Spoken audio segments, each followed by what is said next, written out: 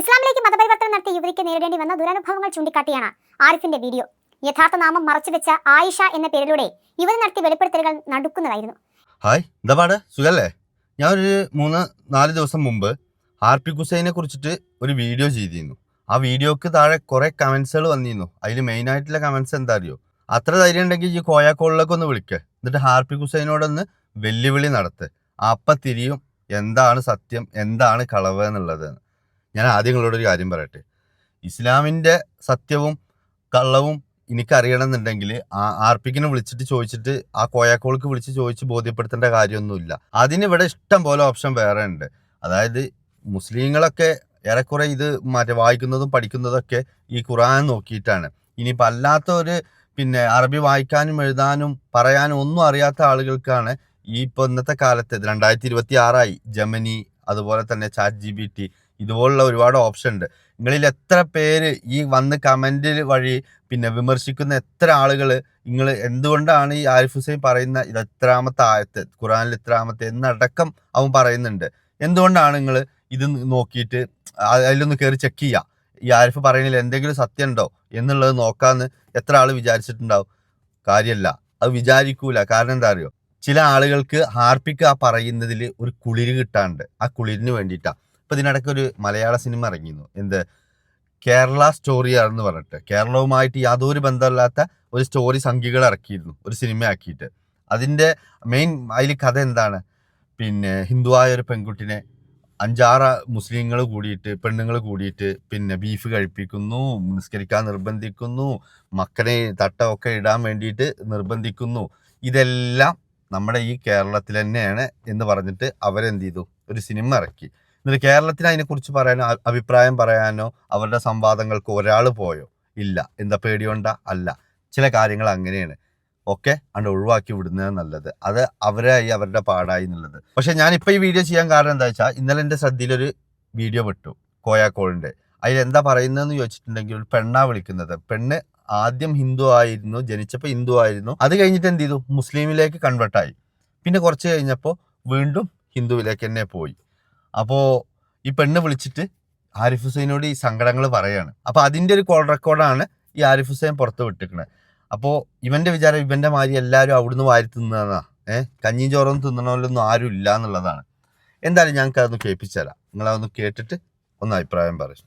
ഇപ്പൊ എവിടെയാണുള്ളത്? മീൻസ് പർദ്ദയ്ക്കകത്താണോ പർദ്ദയ്ക്ക് പുറത്താണോ? ഇതിപ്പോ തൃശങ്കു സ്വർഗത്തിൽ നിൽക്കുന്ന പോലെ നിൽക്കുവാണ്, അകത്തുമല്ല പുറത്തുമല്ല എന്നുള്ള രീതിയില്. ഞാന് ഈ ചേട്ടന്റെ വീഡിയോ കണ്ടിട്ട്, അതായത് കാണാൻ തുടങ്ങിയിട്ട് ഒരു 2-3 ആഴ്ച ആവുന്നുള്ളൂ. ഇത് മുന്നേ കണ്ടിരുന്നെങ്കിൽ ഇസ്ലാം ആവൂലായിരുന്നു. ഇല്ല, ഒരിക്കലും ആവില്ലായിരുന്നു.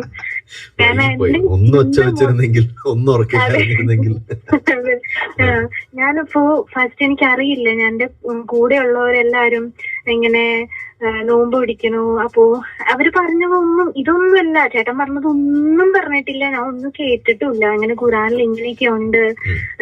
അപ്പോ ഞാൻ ആലോചിച്ചത് ഇത് പറയാഞ്ഞെന്താ? അപ്പോ കുറച്ച് കാര്യങ്ങൾ മാത്രമേ അതിന്ന് വരുന്നുള്ളൂ. ഒന്ന് നമുക്ക് ഫാസ്റ്റ് ആക്കാം, കാരണം എന്റെ ഈ പുളിച്ച ഇളിയില്ലേ, അതായത് മറ്റുള്ള ആൾക്കാരെ നല്ല രീതിയിൽ കാണുക, അടുത്തുള്ള ആളുകളോട് നല്ല പെരുമാറുക, ഇത്രയും കുറച്ച് നല്ലത് മാത്രമേ പുറത്തേക്ക് വരുന്നുള്ളൂ. ഞാൻ ഹിന്ദു ആയിരുന്നു. ഇല്ല, ഞങ്ങള് ഒരു പാർട്ടിയിൽ ഇല്ലാത്തവരാ. അപ്പോ അങ്ങനെ ആയപ്പോ അത് മാത്രം. അപ്പൊ ഞാൻ വിചാരിച്ചു അങ്ങനെ നമുക്ക് അമ്പലത്തിലേക്ക് വല്ലപ്പോഴും പോയാൽ മതിയല്ലോ, പോണെങ്കിൽ പോവാം, വേണ്ടെങ്കിൽ വേണ്ട. അപ്പൊ കുറച്ച് ഫാമിലിയിലൊക്കെ കുറച്ച് വിഷയങ്ങളൊക്കെ ആവുമ്പോൾ നമുക്ക് വിഷമം വരും, അമ്പലത്തിലേക്ക് പോയി പ്രാർത്ഥിക്കുകയൊക്കെ ചെയ്യുമായിരുന്നു. അപ്പൊ പിന്നെ ഞാൻ ആലോചിച്ചു, നമുക്ക് എപ്പോഴും ഒന്നും പോകാൻ പറ്റുന്നില്ലല്ലോ, അപ്പൊ എന്താ സൊല്യൂഷൻ എന്ന് ആലോചിച്ചു. അപ്പൊ ഞാൻ നോക്കിയിട്ട് ഇവരെങ്ങനെ 5 നേരം നിസ്കരിക്കാം, അങ്ങനെയാണ് ഇങ്ങനെയാണ് എന്നൊക്കെ പറഞ്ഞു. അപ്പൊ അതിന് നമുക്ക് സമാധാനം കിട്ടും എന്നൊക്കെ പറഞ്ഞാൽ ഞാന് അതായത് മഞ്ചേരി സത്യസരണി എന്ന് പറഞ്ഞ സ്ഥലത്ത്. ഇതൊക്കെ നിങ്ങൾ സ്വയമാണോ അതോ വേറെ ആരെങ്കിലും നിങ്ങളെ ഇതിലേക്ക് കൊണ്ടുവന്നാണോ? ഇല്ല, അങ്ങനെ പറഞ്ഞൊക്കെ തരും. എന്റെ കൂടെ ഉള്ളവരെല്ലാരും മുസ്ലിംസ് ആണ്. ഞാൻ വർക്ക് ചെയ്യുന്ന സ്ഥലത്ത്. നിങ്ങൾക്ക് എത്ര പ്രായം? എനിക്ക് ഇപ്പോ 30 കഴിഞ്ഞു. ഇത് എത്ര കാലായി? ഇതിങ്ങനെ എത്ര വയസ്സ് മുതൽ? ഞാനിപ്പോ 3 വർഷമായി ഇപ്പൊ ഇസ്ലാമിലേക്ക് വന്നിട്ട്. അപ്പൊ ജോലി സ്ഥലത്ത് നിന്നാണ്? ജോലി സ്ഥലത്തുനിന്ന് അവിടെയാണ് എല്ലാരും ഇങ്ങനെ പറഞ്ഞു തരിക. നോമ്പ് പിടിക്കാറുണ്ട്, അങ്ങനെ കുറച്ച് നിങ്ങളുടെ കാര്യങ്ങളൊക്കെ. സ്ഥാപനം എന്താണ്? സ്ഥാപനം പറയാൻ? ഞാൻ മെഡിക്കൽ ഡിസ്ട്രിബ്യൂഷൻ കമ്പനിയിലായിരുന്നു. മെഡിക്കൽ പ്രൈവറ്റ് ആണ്? അതെ അതെ. അത് മുസ്ലിങ്ങൾ നടത്തുന്നതാണോ? അതെ അതെ. ഓക്കെ. അപ്പൊ അവിടെ എങ്ങനെയാ ഈ സംസാരം വരുന്നത്? അവിടെ ഞങ്ങള് നോമ്പ് പിടിക്കുമല്ലോ. നോമ്പ് പിടിക്കുമ്പോ അതായത് രാവിലെ മോർണിംഗ് 9 മണി തുടങ്ങി നൈറ്റ് 9:30 വരെയൊക്കെ ഞങ്ങൾ ഉണ്ടാവാറുണ്ട്. അപ്പോ ഫുൾ ടൈം ഇവരായിട്ട് തന്നെയാണ്, ഫ്രണ്ട്സും ഇവര് തന്നെയാണ്. അപ്പോ നമ്മൾ കൂടുതലും ഇങ്ങനെ അതായത് നോമ്പ് പിടിക്കുമ്പോഴൊക്കെ പറയും നല്ല കാര്യമാണ് നീ ചെയ്യുന്നേ, എന്നാൽ ഞങ്ങളിലേക്ക് വന്നൂടെ, അങ്ങനെയൊക്കെ ഒരു ടോക്കിംഗ് ഒക്കെ ഫ്രണ്ട്സ് ആയിട്ട് ഇങ്ങനെ പറയാറ്. അപ്പൊ ഞാനിങ്ങനെ ആലോചിച്ചു അങ്ങനെ മതിയായിരുന്നു എന്ന് ആലോചിച്ചു. അത് കഴിഞ്ഞു ഇങ്ങനെ സത്യസരണിയിൽ ഇങ്ങനെ ഒരു ഇതുണ്ട്. ഇല്ല, ഞാൻ ഇങ്ങനെ ആലോചിച്ചു ഇങ്ങനെ എവിടെയാണ് ഇങ്ങനെ ചേഞ്ച്. പണ്ട് മുതലേ നമ്മൾ കേൾക്കുന്ന ഒരു സ്ഥലം പൊന്നാനിയാണ് കേൾക്കുന്നത്. ഞങ്ങളുടെ നാട്ടിൽ പൊന്നാനിന്ന് മാത്രമേ പറയുന്നുള്ളൂ ഇങ്ങനെ ചേഞ്ച് ആണത് അവിടെയാണ്. അപ്പൊ ഞാനിങ്ങനെ ഞങ്ങളുടെ ജോലി സ്ഥലത്ത് പറഞ്ഞു കഴിഞ്ഞപ്പോ ഇങ്ങനെ ചേഞ്ച് ആണ് ആഗ്രഹമുണ്ട്. അപ്പൊ ഒരു പറഞ്ഞ നമുക്ക് ഇവിടെയൊക്കെ അതായത് എന്താ പറയാ പിരിവിന് വരുന്ന പോലെ ഡൊണേഷനൊക്കെ വേണ്ടിയിട്ട് ഇവിടെ വരുന്നുണ്ട്. അത് മഞ്ചേരിക്കാരാ വന്നെ. അത് സത്യസരണി എന്ന് പറയണ കോഴിക്കോട് മഞ്ചേരി അങ്ങനെയാണ്. കോഴിക്കോട് പാലക്കാട് സംഭവം ഏറെക്കുറെ ചെറിയൊരു പൊള്ളു മനസ്സിലായോ?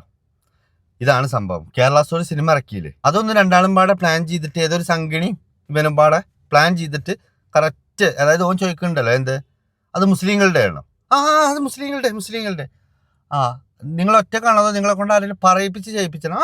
ഞങ്ങളെ കൊണ്ട് പറയിപ്പിച്ച് ചെയ്യിപ്പിച്ച. കാരണം ഞാൻ വല്ലപ്പോഴും അമ്പലത്തിൽ പോണ്ടേന്ന് വിചാരിച്ചിട്ടാണ് മുസ്ലിങ്ങളിലേക്ക് മാറിയത്. അപ്പോൾ ഓല് പറ 5 വക്ത് നിസ്കരിക്കണം എന്ന്. അതിപ്പോൾ നമ്മളെ കൊണ്ട് എപ്പോഴും ചെയ്യാൻ പറ്റൂലല്ലോ. ഭയങ്കര ദീന് പഠിച്ചിട്ട് മറ്റേ ഇസ്ലാമായിട്ട് അത് മടുത്തിട്ട് ആരിഫ് ഹുസൈനോട് വിളിച്ച് സങ്കടം പറയാണ് ഇപ്പോൾ. കേട്ടില്ലേ ഞങ്ങള്?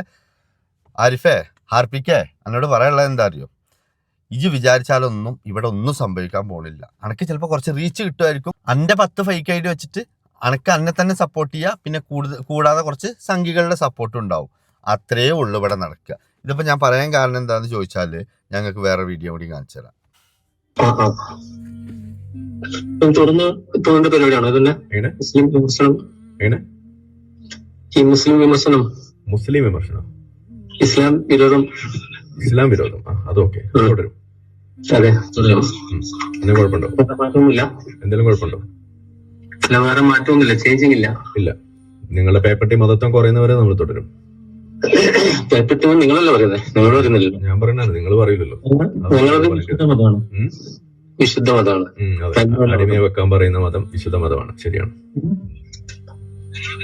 അടിമ വെക്കേണ്ട പുരാതന കാലത്തല്ലേ, റസൂലിന്റെ ടൈമില്ല, അസമയത്തല്ല. ഇസ്ലാം എല്ലാ കാലത്തേക്കുള്ളതാണോ?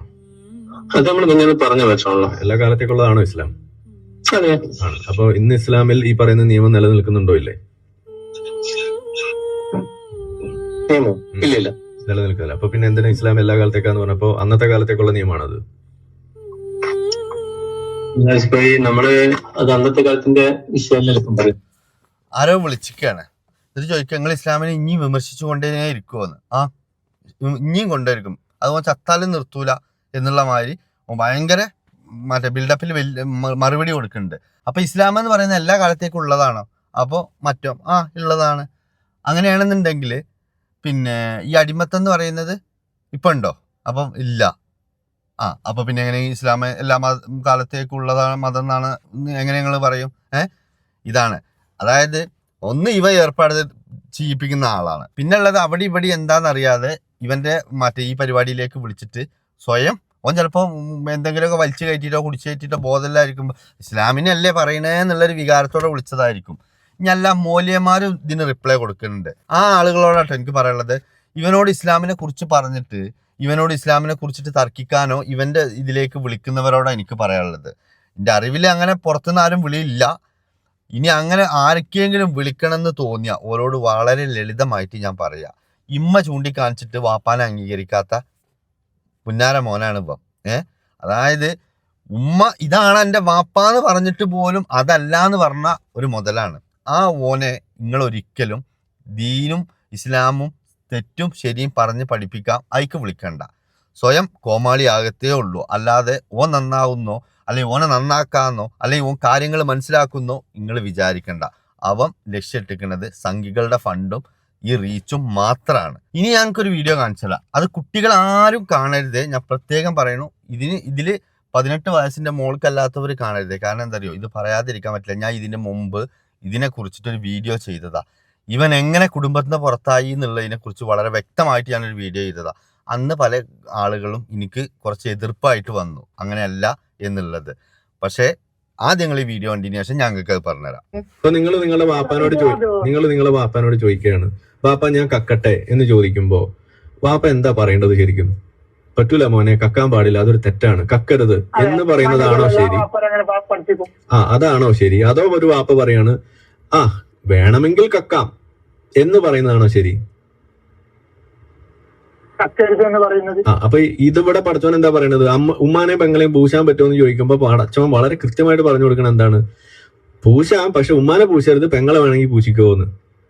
ഇത് ശരിയാണോ? ഇതാ ഞാൻ ചോദിക്കണത്. ശരിയാണ്.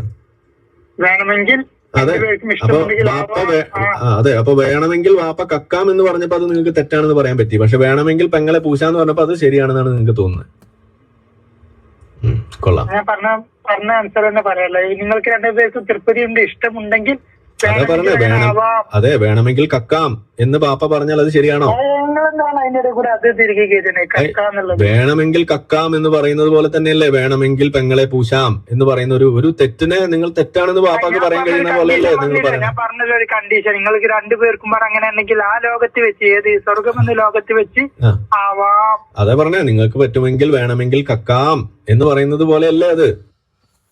വളരെ വ്യക്തല്ലേ? ഇവനിക്ക് വിളിച്ചോനും ഇവൻ സംസാരിക്കുന്നവനും രണ്ടാൾക്കും ഇതിനെക്കുറിച്ച് യാതൊരു ധാരണയില്ല. കാരണം ഞാൻ വെല്ലുവിളിക്കുന്നു, പടച്ചോന് അവിടെ ഇവൻ പഠിച്ച കിതാബിലുണ്ട്, ഏത് ഓൻ്റെ ഉമ്മ ഏതാ പെങ്ങളേതാന്നുള്ളത് തിരിച്ചറിവില്ലാത്ത കിതാബാണ് ഇപ്പം പഠിച്ചിരിക്കുന്നത്. അതിന്റെ കോലം കാണുന്നുണ്ടല്ലോ. ഞാൻ പണ്ട് നിങ്ങളോട് ഇതിന്റെ മുമ്പത്തെ ഒരു വീഡിയോയിൽ ഞാൻ പറഞ്ഞിരുന്നു, ഇവനെ കുടുംബത്തിന് എന്തിനാ പുറത്താക്കിയെന്ന്. സ്വന്തം ഉമ്മാനോടും സ്വന്തം പെങ്ങളോടും ഇവന്റെ കാമപ്രാന്തം കൊണ്ട് ചെന്നുകൊള്ളും. മനസ്സിലായോ? അങ്ങനെയാണ് ഇവനെ വാപ്പ ചവിട്ടി പുറത്താക്കിയത്. ഇവൻ പഠിച്ച കിതാബിൽ ഇതുണ്ടെന്ന് പറഞ്ഞിട്ട് മോലെടുത്തേക്ക് ചെന്നതാ ഇവൻ്റെത് തീർക്കാൻ വേണ്ടിയിട്ട്. അന്ന് പുറത്തായതാ ഇവൻ. അല്ലാതെ ഇവൻ നിരീശ്വരവാദി ആയതുകൊണ്ട് മാത്രമല്ല. ഇവൻ അറിയുന്ന ആളുകൾക്കും ഇവന്റെ കുടുംബങ്ങളൊക്കെ ഈ വിവരം അറിഞ്ഞപ്പോ ഇവനെ കുടുംബത്തിന് മൊത്തം എടുത്ത് പുറത്തേക്ക് ഇട്ടതാ. കാരണം സ്വന്തം പെങ്ങളെ നേരക്ക് കാമപ്രാന്തം കൊണ്ട് ചെല്ലുന്ന ഒരാങ്ങള പേരിന് ഓൻ പഠിച്ച കിതാബിലുണ്ടെന്ന് പറഞ്ഞിട്ട് ഇന്ന് വരെ ആ കിതാബ് ആയത്തോ ഓനെ കൊണ്ട് ഓതി കഴിപ്പിച്ചാൻ കഴിഞ്ഞിട്ടില്ല. എന്നിട്ട് മോനാ ചെന്നു. അപ്പൊ എവിടുന്നാണ് ഈ ക്ലാസ് പഠിക്കണമെന്നുള്ളതെന്ന് അറിയില്ല.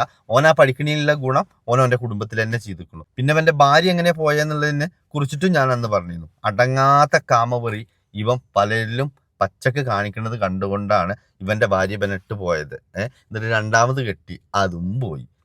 ഇവൻ ഒരു കാര്യം ആലോചിച്ചാൽ മതി, ഇത്രയും സത്യങ്ങൾ വിളിച്ചു പറഞ്ഞിട്ടും ഇവന്റെ കൂടെ ഇവനെ സപ്പോർട്ട് ചെയ്തിട്ട് ഞാൻ ഇസ്ലാം വിട്ടു, നിങ്ങൾ പറഞ്ഞത് മുഴുവൻ കേട്ടിട്ടെന്ന് പറഞ്ഞു വരാൻ ഒരാൾ ഇന്ന് വരെ രംഗത്തുണ്ടായിട്ടില്ല. കോയക്കോളിൽ ഇഷ്ടംപോലെ മുസ്ലിങ്ങൾ വിളിക്കുന്നുണ്ട്.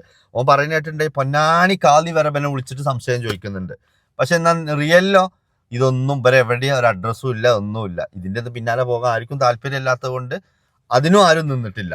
അതേമാതിരി തന്നെയാണ് ഇവന്റെ ഫാമിലി ലൈഫിലും ഇവന്റെ കുടുംബത്തിലും ഒക്കെ ഉണ്ടായത്. അതുകൊണ്ട് ആരിഫിന് കോയക്കോളിലേക്ക് ഫോൺ ചെയ്തിട്ട് പിന്നെ വെല്ലുവിളി സ്വീകരിക്കണം എന്ന് പറയുമ്പോൾ ഇവ ഒരിക്കലും ഈ ഖുറാനിലുള്ള കാര്യങ്ങളല്ല ഈ പുറത്തു വിടുന്നത്.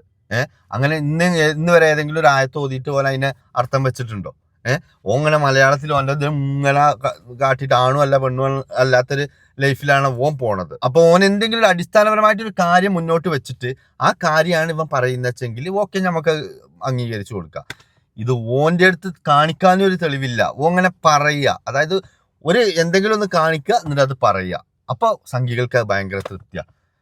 ആരിഫേ, ഇതുകൊണ്ടൊന്നും എനിക്ക് കൂട്ടിയാൽ കൂടൂല. ഇതൊരൊറ്റ കാര്യം അടിച്ചു നോക്കിയാൽ മതി ജമനിൽ. അതിനെനിക്ക് ധൈര്യം ഉണ്ടോ?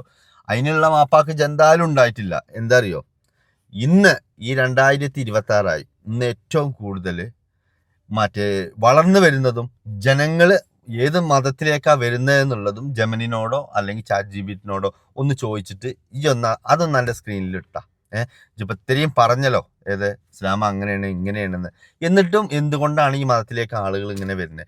ഞാൻ ഒരു മതത്തിനെയും ചെറുതാക്കുന്നതല്ല. എല്ലാ മതങ്ങൾക്കും അതിൻ്റെതായ പവിത്രത ഉണ്ട്, ഭംഗിയുണ്ട്, എന്താ പറയുക, പാരമ്പര്യ മഹിമയുണ്ട്. പക്ഷേ ഇവനിക്കോ ഇവൻ്റെ ബാക്കിയുള്ളവർക്കോ ഇങ്ങനൊരു സാധനമല്ല. അതിൻ്റെ ഗുണമാണ് ഓൻ കാണിക്കുന്നത്. ഓൻ്റെ ഉദ്ദേശം ഇസ്ലാമിനെ വിമർശിക്കുക എന്ന് മാത്രമേ ഉള്ളൂ. അതിലോ പറയുന്ന എത്രത്തോളം ശരിയുണ്ട് എത്രത്തോളം തെറ്റുണ്ട് എന്നുള്ളതൊന്നും എനിക്ക് അറിയണ്ട. ഓനിക്ക് വിമർശിച്ചുകൊണ്ടേയിരിക്കണം. ഇതാണ് ഇവൻ്റെ ഒരു ഹോബി. അതവൻ്റെ റീച്ചിന് വേണ്ടിയിട്ടാണ്. പക്ഷെ ഒരു കാര്യം കേട്ടോ, അധിക കാലമൊന്നും ഇവനിക്ക് ഇതുകൊണ്ട് മുന്നോട്ട് പോകാൻ കഴിയൂല. അത് നിങ്ങൾ ഉറപ്പിച്ച് വെച്ചോ. ഇപ്പൊ സംഗിണി കേരള സ്റ്റോറി അങ്ങനെ വിളിച്ചിട്ട് കോയാക്കോളിൽ പറഞ്ഞില്ലേ, അത് കേൾക്കുന്ന സംഖ്യ അല്ലാത്ത ഒരാൾക്ക് പച്ചക്ക് ഇത് അറിയാവുന്ന കാര്യമാണ് എന്ത്, ഇത് പച്ച കള്ളങ്ങളാ ഇവൻ പടച്ചു വിടേണ്ടത് എന്നുള്ളത്. അതുകൊണ്ടാണ് ഞാൻ പറഞ്ഞത്, ഒരു കോയാക്കോൾക്കും വിളിക്കണ്ട. എന്ത് സംശയം ഉണ്ടെങ്കിലും നിങ്ങൾ ഇങ്ങനെ ചോദിച്ചോ. ജെമിനി മുസ്ലിമാണ്, അല്ലെ ജെമിനി ChatGPT മുസ്ലിമാണ്, അത് നിങ്ങൾ പറയില്ലല്ലോ. അത് രണ്ടും കോയാണെന്ന് നിങ്ങൾ പറയില്ലല്ലോ. അപ്പൊ അതുകൊണ്ട് നിങ്ങൾ ആ സംശയം ഇവൻ ചോദിക്കുമ്പോൾ കമന്റ് ഇട്ടിട്ട് ഉമ്മാക്കും ബാപ്പാക്കും വിളിക്കുന്നതിന്റെ മുമ്പ് ഇതിലൊന്ന് ചെക്ക് ചെയ്യുക. മനസ്സിലായോ? അപ്പോൾ ഇത്രയുള്ളൂ ഹാർപ്പിക്ക്. അതിന് കക്കൂസിൽ പോലും ഒഴിക്കാൻ പറ്റാത്തൊരു സാധനമാണ്. ഇസ്ലാമിൽ ഉണ്ടെന്നും പറഞ്ഞിട്ട് പെങ്ങളേത്തേക്ക് ഈ അസുഖം കൊണ്ട് ചെന്നോനാ, ഉമ്മാടേത്തേക്ക് ഈ അസുഖം കൊണ്ട് ചെന്നോനാ. അപ്പൊ പിന്നെ ഓനിക്കുള്ള ക്വാളിറ്റി എത്രയാന്നുള്ളത് ഞാൻ പറയണ്ടല്ലോ. അതന്നെ സംഭവം. എന്നാ ഓക്കെ, ശരി.